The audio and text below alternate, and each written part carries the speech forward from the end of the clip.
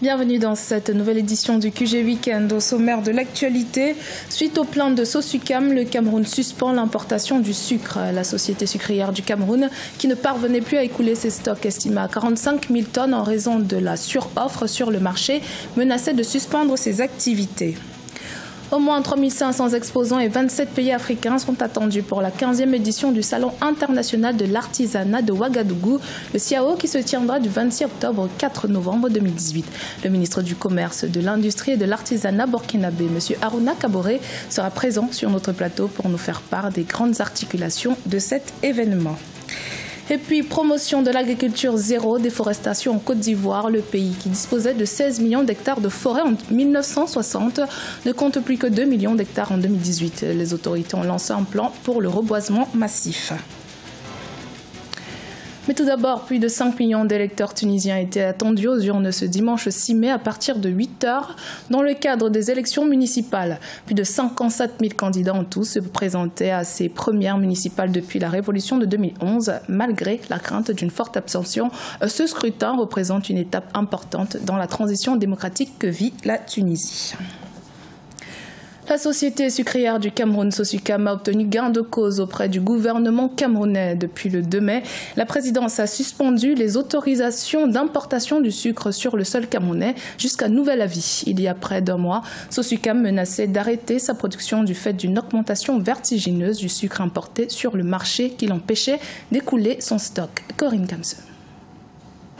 Jusqu'à nouvel avis, les autorisations d'importation du sucre sont suspendues au Cameroun. La décision prise par la présidence de la République le 2 mai 2018 vient ainsi apaiser le climat social au sein de la Sosucam, la société sucrière du Cameroun. Il y a un mois, cette filiale locale du groupe Somdia menaçait d'arrêter sa production du sucre qu'elle n'arrivait plus à écouler sur le marché du fait d'une suroffre venant de la contrebande, mais surtout des importations. J'ai l'honneur de vous notifier les hautes instructions du chef de l'État vous prescrivant de suspendre jusqu'à nouvel avis les autorisations d'importation de sucre. Entre janvier et mars 2018, près de 40 000 tonnes de sucre sont rentrées au Cameroun à travers les importations et 5 000 tonnes à travers la contrebande. Les importations de sucre viennent de l'Amérique du Sud et de l'Asie et la contrebande est nourrie du sucre provenant du Nigeria.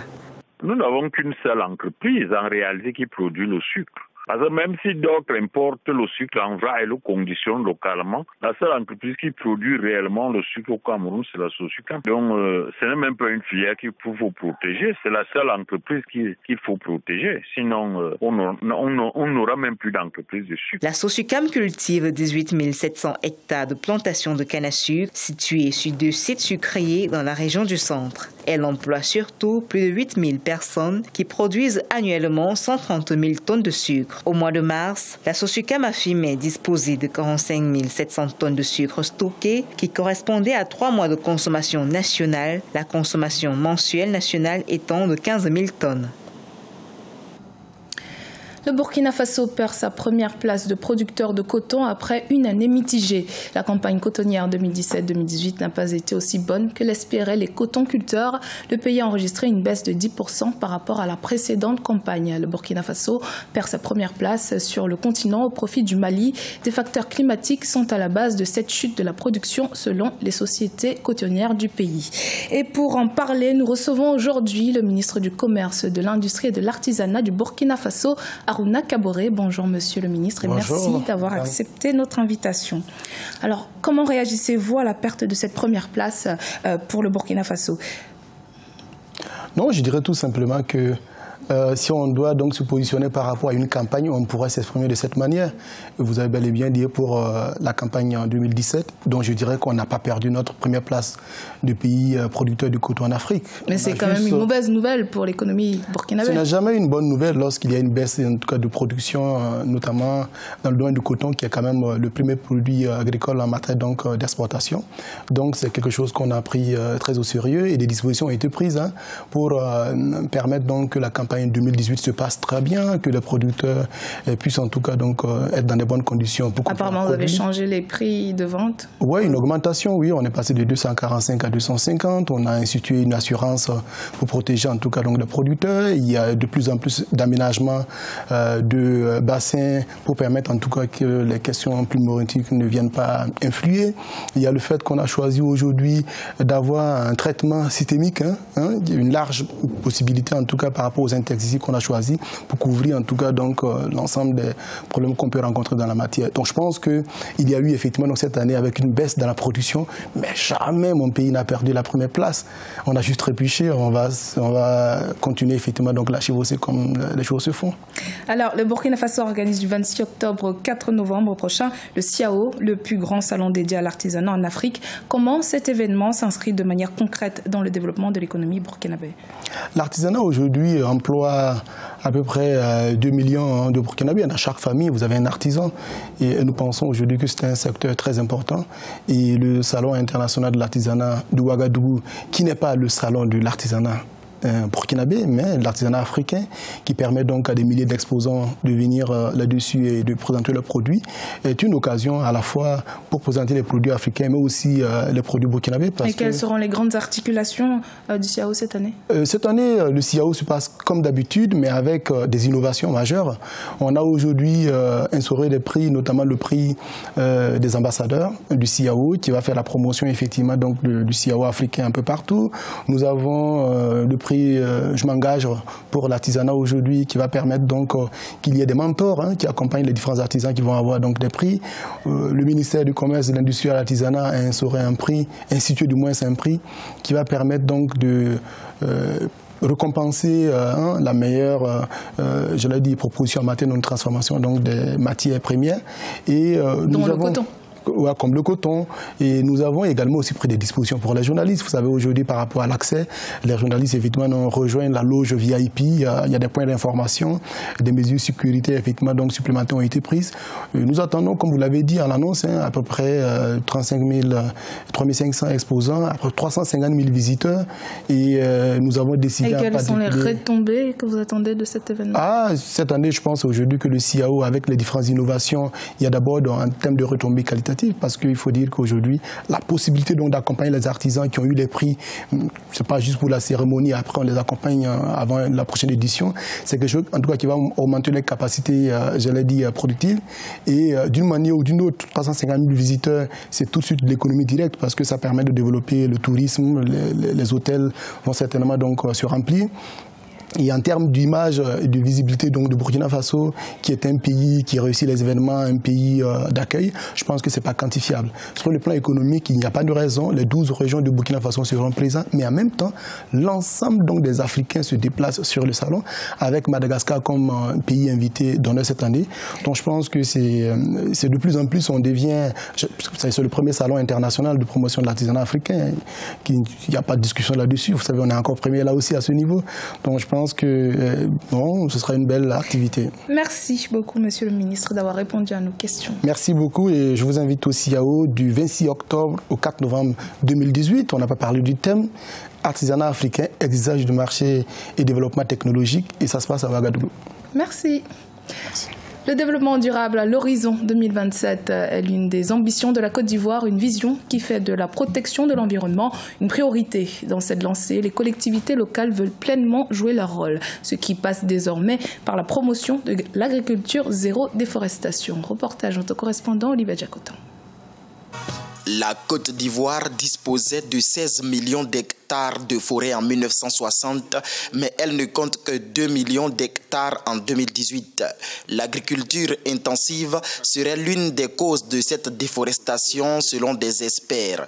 Et pour freiner ce fléau, le concept d'agriculture zéro déforestation est désormais d'actualité dans le pays. Il s'agit de coupler l'agriculture à la préservation du couvert forestier pour mieux lutter contre le réchauffement climatique. L'idée, c'est de faire des reboisements systématiques dans toutes les superficies agricoles. Si vous avez une plantation d'igname, vous allez mettre des arbres de fraquet, de framiré, etc. dedans. Ça va enrichir le sol, ça va augmenter la production et puis ça va apporter la pluie.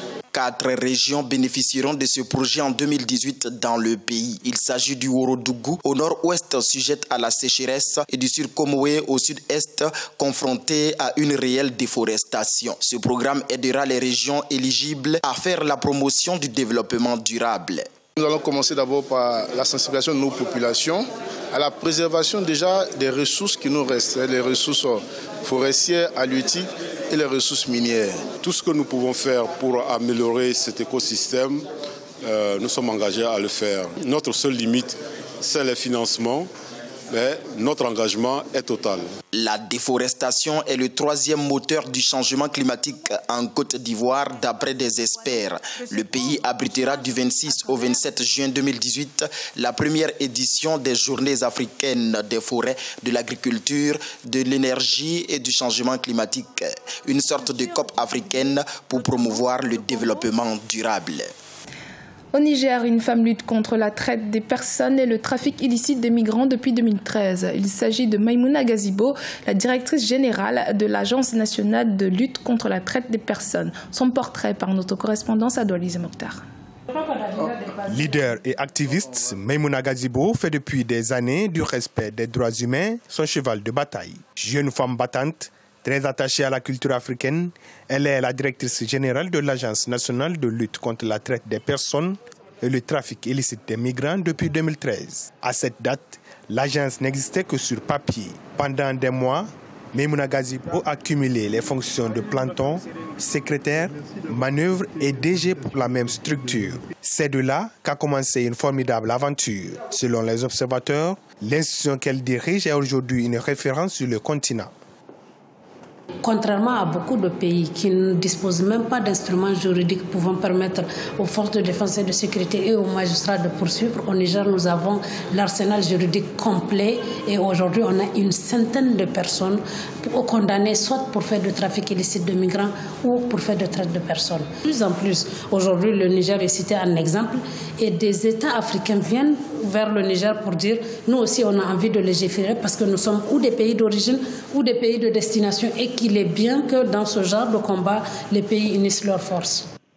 Catégorisé en 2010 comme pays non actif en matière de lutte contre la traite des personnes en raison de l'insuffisance d'instruments juridiques pour combattre les délinquants, le Niger est aujourd'hui l'un des pays de référence. Un résultat à mettre à l'actif de Maïmouna Gazibo, estiment plusieurs analystes. En 2013, lorsque il y a eu une succession de morts dans le désert, la première réponse apportée a été de compléter l'ordonnance sur la traite en adoptant une loi spécifique pour réprimer le trafic illicite de migrants. Le Niger a révisé l'ordonnance sur la traite en disant que dans le cadre de la traite, lorsque les victimes sont femmes et enfants, ça veut dire que si le criminel est jugé et condamné, il prendra beaucoup plus de peine de prison que si les victimes étaient des hommes. Et je pense que ça, ce sont des choses que le Niger a apportées. Juge des mineurs, puis juge d'instruction au tribunal de grande instance hors classe de Niamey, Maïmouna Gazibo a su réconcilier son travail avec sa vie conjugale dans une société nigérienne où l'émancipation de la femme reste toujours un défi. Avec ses 5 ans d'expérience à la tête de l'ANLTP, Maïmouna, à travers l'agence, accompagne plusieurs pays tels le Bénin, le Mali, dans la mise en place d'institutions afin de combattre ce fléau qu'est la traite des personnes. C'était le journal de la rédaction. Merci de votre fidélité. Dans un instant, une nouvelle édition de l'actualité sur Africa 24.